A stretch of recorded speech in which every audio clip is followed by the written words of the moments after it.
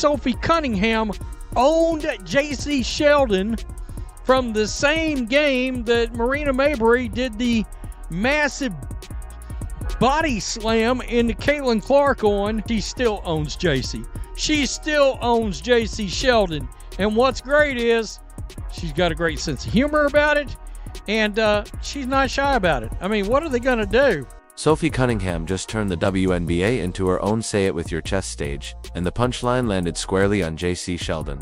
Yep, the same Jacy who got a little too physical with Caitlin Clark. This wasn't some subtle behind-the-scenes nudge. Sophie went full public broadcast. She made her statement on the court, to the fans, and then made it permanent in writing.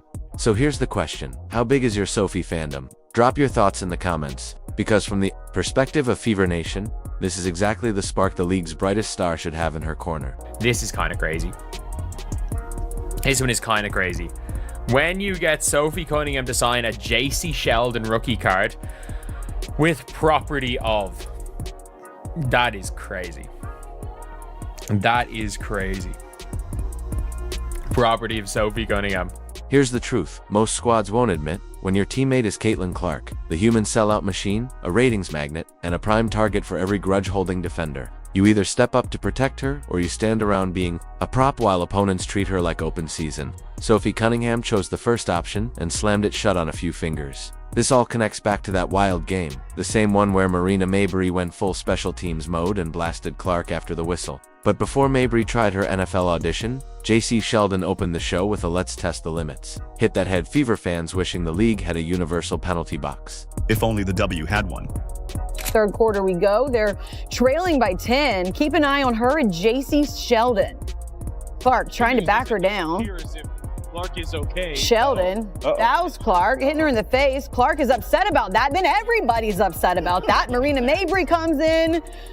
She decks Clark, tempers flaring on both sides. Sheldon, already building a reputation for accidental contact that somehow always found Clark, tossed in another needless bump. Sophie didn't file it away for a post-game complaint. She added it to her personal Toto list. Later in the game, Cunningham sent a clean but firm reminder, the kind you feel in your back the next morning, that going after Caitlin comes with a price. It wasn't reckless. It wasn't dirty. It was basketball's version of, "We saw that. Don't try it again." And Sophie? She kept that same energy long after the scoreboard went dark. Sophie commits a hard foul on Jacy Sheldon. Again, as Jacy Sheldon is going up for a layup, Sophie bear hugs her and takes her to the ground. What I will say is Sophie did not grab her and throw her to the ground. She didn't body slam her. She didn't do anything, in my personal opinion. Maybe I'm biased here, but I'm gonna give you guys my straight up honest opinion on this. She bear hugged her, took her to the ground. Yes, it was intentional. Jump ahead to a Fever fan event. Sophie's all smiles, signing merch, posing for pictures, chatting with supporters who show up early and leave with sore voices. A fan slides over a Jacy Sheldon rookie card and makes a special request. Not just an autograph, not just a jersey number, but something that would capture what the whole crowd had been thinking during that game. She's the problem. She is the problem.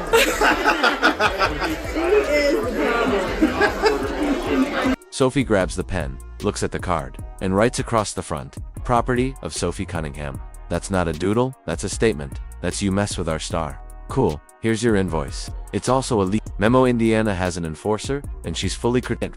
Sheldon, consider yourself officially served. Notice. Sophie Cunningham would take her rightful place as the Indiana Fever enforcer, and I believe took the first step to her becoming the second most popular player in the WNBA. Sophie Cunningham is everywhere. Arby's, walking in. She's the best looking woman walking into these WNBA arenas. I mean, Black Belt Barbie, anybody? Black Belt Barbie. The moment explodes online. Sitting beside Sophie, Lexi Hull cracks up, while fans lose their minds. It's one of those rare, perfect snapshots that mixes rivalry, humor, and raw competitive fire. The kind of thing that builds a team's culture and forges a fan base's identity. No PR script, no marketing gimmick. Just pure Sophie, sharp, witty, and unapologetically clear about who she's backing. And the best part? She didn't walk it back. No, "Oh, I was just kidding." No notes app apology. She owned it. That's What you want from your enforcer? Steady, fearless, consistent. Every championship caliber team has one. Gretzky had his. Jordan had several. Kobe had his crew.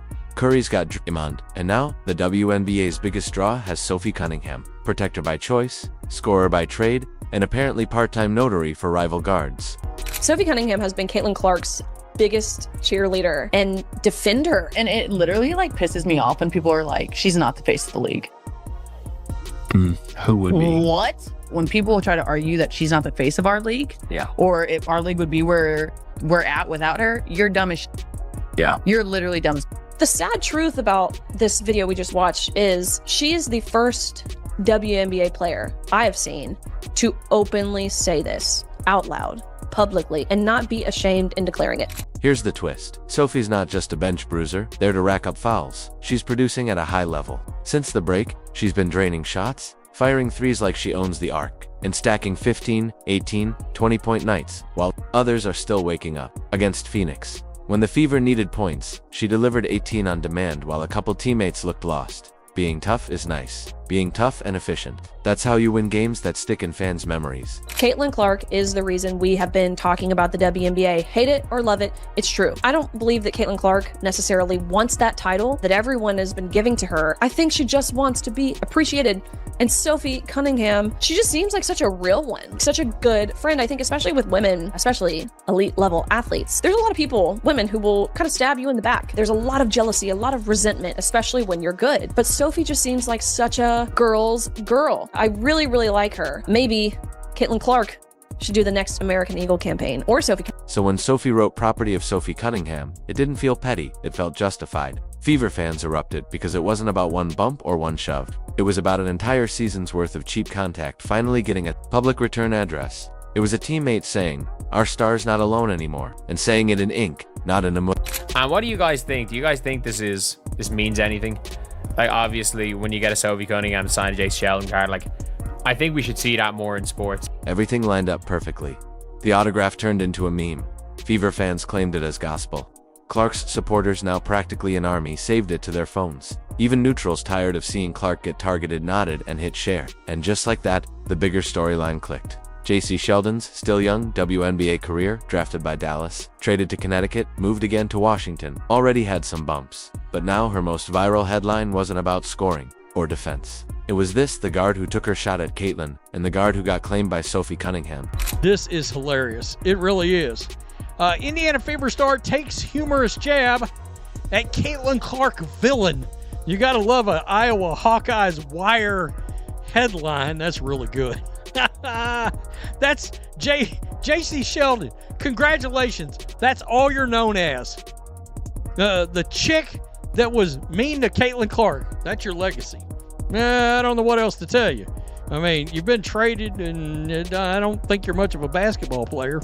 You could feel the cheer ripple through Fever Nation when that clip went viral. It's more than the joke, it's what the joke means. Team identity, teammate loyalty, a hard line that says, you don't make your name by taking down ours. That's good basketball and good branding. It gives the locker room a rallying cry, the fans a story to tell, and opponents a reason to think twice before chasing highlight clips at Caitlin's expense. And that's why Sophie is without debate the second most loved Fever player behind Clark herself. She's got edge without arrogance, swagger without nonsense, and the production to back it up. She hit the deep three, take the charge, grin, and then sign a rival's rookie card like it's a mic drop. That's a brand, that's a role, that's a teammate. Sheldon, who was selected number 5 overall in the 2024 WNBA draft by the Dallas Wings, following 5 seasons at Ohio State, has quickly established herself a very negative opinion for both Hawkeye and Fever fans after her June 17 flagrant 1 on Clark and her eventually uncalled for knee to the right groin area during the July 15 clash in Boston as a member of the Connecticut Sun.